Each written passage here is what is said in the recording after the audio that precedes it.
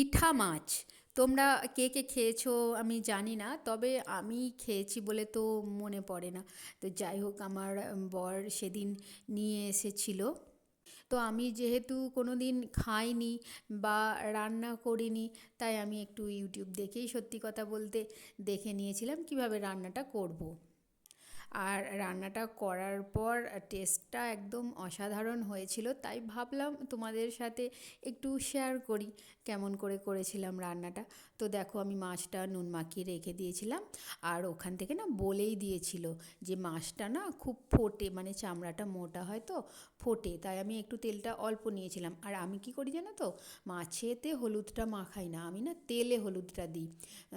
এতে কি হয় তোমার, হলুদটা নষ্টও কম হয়। আবার তোমার তেলে হলুদ দিলে না, তেলে মানে তোমার মাছটা না কম ফোটে জানো।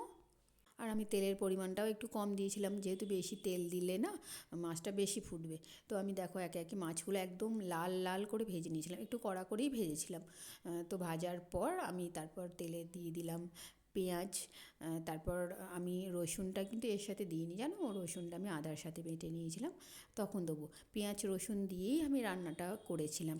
আর তোমরা চাইলে এটাতে আলু অ্যাড করতে পারো, আলুটা দিলে খেতে নাকি আরও ভালো হবে। আর আমি আলু দিতে পারিনি, কারণ সেদিন এত কিছু রান্না হয়েছিল যে আলু দিয়ে করলে খাবারটা আমার হয়তো উঠতোই না, কারণ সেই রান্নাগুলো আছে, তার সাথে আবার এটা দিয়ে আলু দিয়ে যদি করি তাহলে তো মানে পরিমাণটা অনেকটা হয়ে যাবে।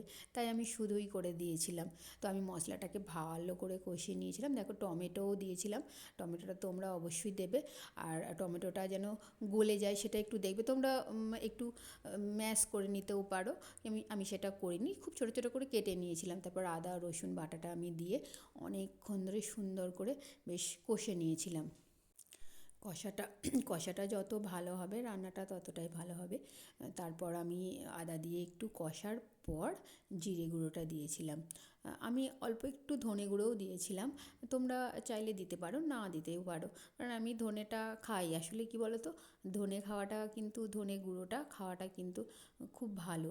তারপর সেটা তোমার ভালো করে ঝোলটা ফুটিয়ে নেওয়ার পর দেখো মাছ কটা সব একসঙ্গে আমি দিয়ে দিয়েছিলাম। এবার মাছগুলো দেওয়ার পর বেশ কিছুক্ষণ আমি কিন্তু ফুটতে দিয়েছিলাম। বেশ বেশ মোটামুটি 10 মিনিট মতো আমি ফুটিয়েছিলাম। আস্তে আস্তে দেখো কালারটাও বেশ সুন্দর এসেছে। এরকমভাবে ফোটার পর তোমরা চাইলে ধনেপাতা দিতে পারো, কিন্তু আমার মেয়েরা না ধনেপাতা মাছে দিলে খুব একটা খেতে ভালোবাসে না, তাই আমি দিইনি। তবে তোমাদের যদি ভালো লাগে দিতে পারো। আর তোমরা চাইলে অবশ্যই আলুও দিতে পারো, কারণ আলু দিলে আরও টেস্টটা ভালো হবে, এরকমই বলছিল। তাই যাই হোক, আমার খুব ভালো লেগেছিলো, তাই শেয়ার করলাম। ধন্যবাদ।